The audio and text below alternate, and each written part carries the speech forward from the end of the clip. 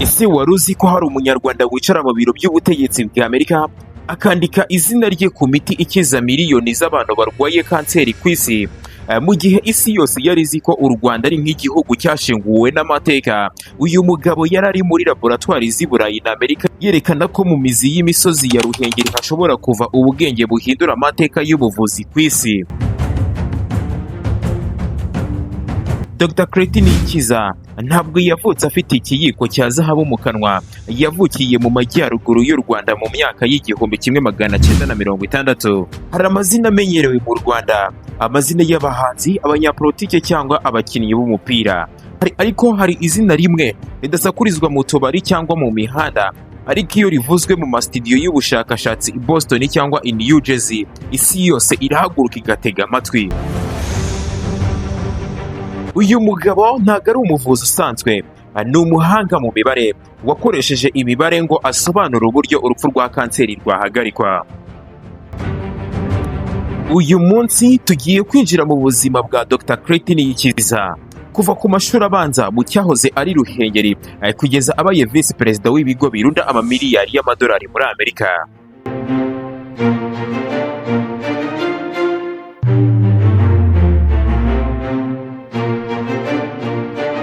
Urunguru ngiye kukubwira ntabwo ari urugendo rw'ishuri gusa, ahubwo ni urugendo rw'ubuzima n'urupfu.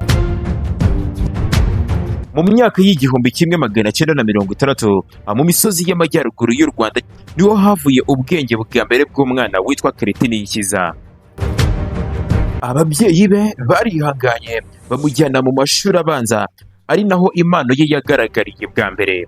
Mu gihe abandi bana bari barimo kurwana no kumenya gusoma, Clet we yatangiye kugaragaza ko imibare atari isomo ahubwo ari impumeko. Yize mu mashuri yisumbuye ndetse ayiga ahangaha mu gihugu cy'u Rwanda mu myaka y'1970. Icyo gihe u Rwanda rwakurikizaga gahunda ikomeye y'uburezi bushingiye ku rurimi rw'igifaransa. Clet yaranzwe no kuba indashyikirwa. Muri iyo myaka ntabwo yari afite mudasobwa cyangwa interinete, yari afite ikaramu, ikayi ndetse n'ubwonko budasanzwe. Mu bizamini bya leta izina rye ryaje mu mazina y'ababaye aba mbere, bituma leta y'u Rwanda imubonamo imbaraga z'ejo hazaza. Muri icyo gihe u Rwanda rwari rufite gahunda yo kohereza abanyeshuri b'indashyikirwa hanze, maze Clet aza mu ba mbere batsinze neza cyane, bituma abona buruse yo kujya kwiga mu mahanga. Mu mpera z'imyaka y'1970, Clet niyikiza yafashe urugendo rurerure rwerekeza muri Leta Zunze Ubumwe za Amerika. Imagine nawe uwo musore ukomoka mu Rwanda, ndetse akaba afashe urugendo agiye kwiga muri kaminuza ikomeye cyane ku isi nka Indiana University Bloomington. Aha niho ibintu byose byahise bihindukira. Uyu musore wari ufite umutima ukomeye ndetse n'icyerekezo cy'ibyo ashaka kugeraho. Ntabwo yize ubuvuzi bw'indwara mu buryo busanzwe, ahubwo yize mathematics and statistics. Ni ibintu ushobora kumva ntabwo bihura ndetse nta nubwo bijyana muri icyo gihe. Mu mwaka w'1988 nibwo yahawe impamyabumenyi y'ikirenga PhD. Icyo gihe yakoze ubushakashatsi yerekana uburyo ki imibare ishobora gusesengura uturemangingo tw'umubiri. Kiryo kintu cyatumye aba umunyarwanda udasanzwe. Yabonye ko niba ashaka kuba umuganga ukomeye cyane uvura kanseri, agomba kubanza kubara uko iyo kanseri yitwara mu mubiri. Nyuma yo guhabwa PhD, uyu Dr. niyikiza yinjiye mu cyiciro cy'abantu bake cyane ku isi bagena imyitwarire y'inganda z'imiti. Mu mwaka w'1991 ndetse kugera mu mwaka w'2005, uyu mugabo yinjiye mu kigo cyitwa LLR, ndetse hano yahabayemo Executive Director, wahesheje ishema uyu mugabane ubwo yayoboraga itsinda ryavumbuye umuti wa Alimta. Uyu muti ntabwo ari umuti usanzwe nk'uko wavuga umuti nyine uzana apeti, ni umuti ukoreshwa mu kuvura kanseri y'ibihaha ndetse n'izindi kanseri zikomeye. Uyu Dr. niyikiza niwe wicaraga imbere y'ikigo cya FDA muri Amerika asobanura mu mibare kuki uyu muti ugomba kwemezwa. Uyu mugabo kuva mu mwaka w'2005 ndetse kugera mu mwaka w'2014 yagiye mu kigo cyitwa GlaxoSmithKline Group, aho yageze ku gasongero ko hejuru.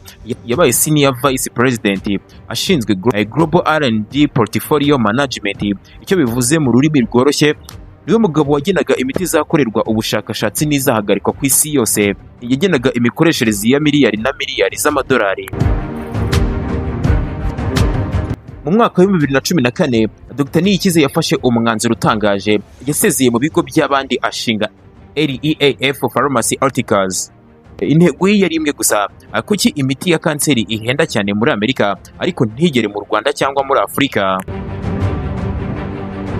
Uyu mugabo yashinze icyicaro cy'iri shoramari mu Rwanda i Kigali kugira ngo ageze ubumenyi buhanditse ku banyarwanda ndetse n'abanyafurika.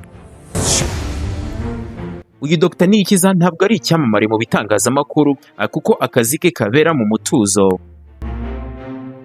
Uyu mugabo afite umuryango ndetse afite umugore we akaba yitwa Dr Solange Niyikiza, ni nawe kandi umufasha mu bijyanye n'iterambere ry'urugo n'ibindi bigiye bitandukanye, kandi afite n'abana ndetse abo bana babo bakurikiye inzira y'ubwenge muri kaminuza zikomeye cyane nka Harvard. Abantu benshi ubu ndabizi uyu mwanya muri kwibaza ngo ese kuki Dr Niyikiza atavugwa cyane nk'icyamamare? Impamvu nimwe gusa, nuko ubuhanga bwe buhanditse cyane butari ubwa buri wese. Ntabwo aje kukuririmbira, ahubwo aje kukurinda kanseri. Ariko nk'urubyiruko rw'iyi minsi nk'aba bari kureba iyi video, uyu niwe muntu wenyine ukwiye kukubera icyitegererezo. Yavuye muri Ruhengeri agera muri Amerika atsinda abashakashatsi bose bakomeye ku isi, none yagarutse kubaka urwamubyaye. Dr Clet Niyikiza, imibare mu mutwe, ubuvuzi mu biganza ndetse n'u Rwanda ku mutima.